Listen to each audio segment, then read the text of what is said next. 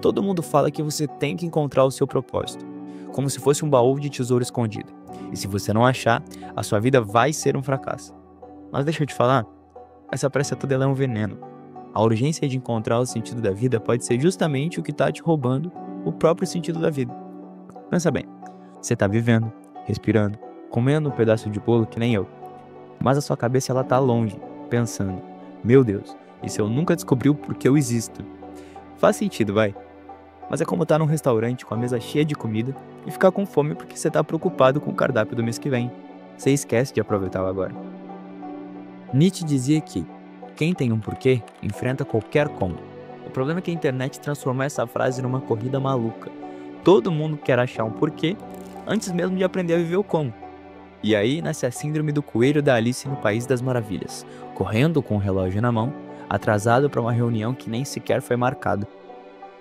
O Zuko, de Avatar, o cara passa metade da série obcecado com o propósito dele. Recuperar a honra, agradar o pai, provar alguma coisa. E sabe o que acontece? Ele só encontra a paz quando para de correr atrás de um propósito imposto e começa a viver de acordo com o que ele realmente sente. Foi na jornada, e não antes dela que ele descobriu quem realmente era. O mesmo vale para nós. A vida não é um checklist. Propósito, carreira, casa, família, viagem. Se você trata como uma lista de compras, vai chegar no fim com a sensação de que comprou tudo, mas esqueceu de aproveitar o sabor. E o detalhe que ninguém te conta é que o propósito raramente está no começo da estrada. Ele aparece no meio, disfarçado de coincidência, erros, encontros inesperados.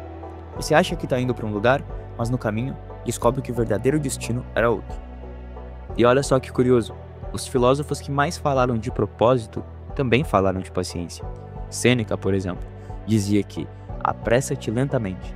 Parece contraditório, claro, mas é um lembrete de que pressa e direção são coisas diferentes. Você pode estar correndo pro lado errado. A urgência do propósito é como aquele amigo que começa a maratonar uma série e quer pular todos os episódios para ver logo o final. Ele chega no último episódio e não entende nada, claro, porque não viu o meio. A vida é o meio.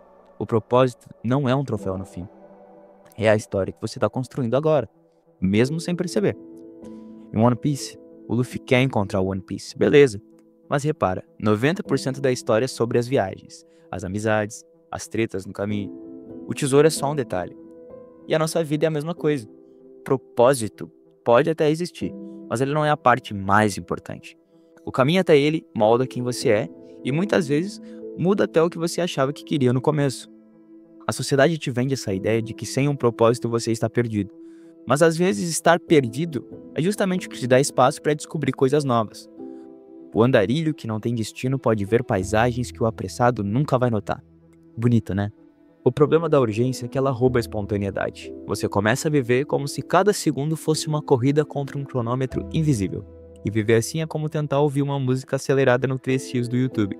Você entende a letra, mas perde a melodia. O budismo fala muito sobre estar presente, e parte disso é abandonar a necessidade de controlar um futuro ou entender todos os porquês antes da hora. É como se você estivesse assistindo um filme de suspense e quisesse ler o final no Wikipedia. Você até pode descobrir o desfecho, mas vai estragar toda a experiência. Eu não estou dizendo para você virar um vagabundo que não vai pensar no futuro, é folgado que não tá nem aí para nada. Estou dizendo para você parar de cobrar um manual pronto para sua vida. Às vezes, o propósito se constrói no improviso. Na minha série favorita, Breaking Bad, Walter White só descobre o seu propósito depois de ser colocado contra a parede pela vida. Antes disso, ele era apenas um professor comum tentando sobreviver. Mas não foi a pressa que o levou lá, foi a necessidade, o momento certo. E claro, eu não estou dizendo para você virar um traficante de metanfetamina, mas para entender que certas coisas surgem na hora que tem que surgir. O filósofo Alan Watts falava algo que eu acho perfeito. Tentar definir a si mesmo é como tentar morder os próprios dentes. A urgência do propósito é exatamente isso. É uma perseguição impossível.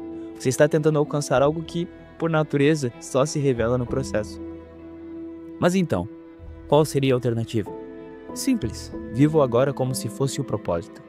Acordar, tomar café, ajudar alguém, errar, rir, descansar, tudo isso conta.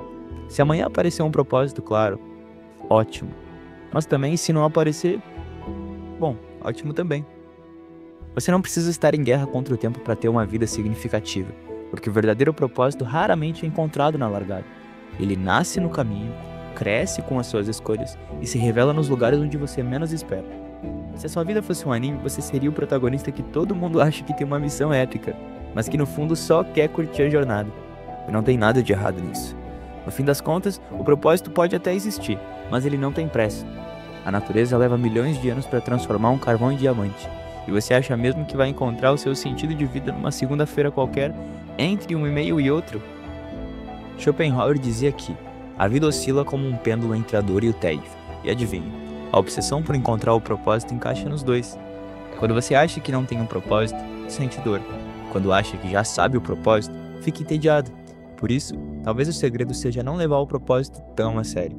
Ele não é uma meta fixa, ele se transforma junto com você. E só aparece de verdade quando você já tá andando. Pensa em Forrest Gump.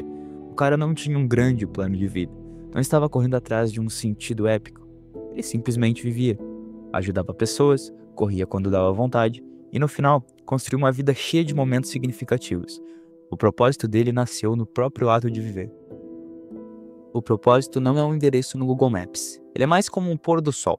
Se você ficar parado ou obcecado esperando o momento certo, pode acabar piscando e perdendo a cena. Então, respira. Você não tá atrasado para nada. Viver com calma não é desistir. É só aceitar que a corrida, ela é opcional. É como Lao Tse disse, a natureza nunca tem pressa. E mesmo assim, tudo se realiza. O seu propósito vai se revelar exatamente quando você parar de correr atrás dele e começar a caminhar.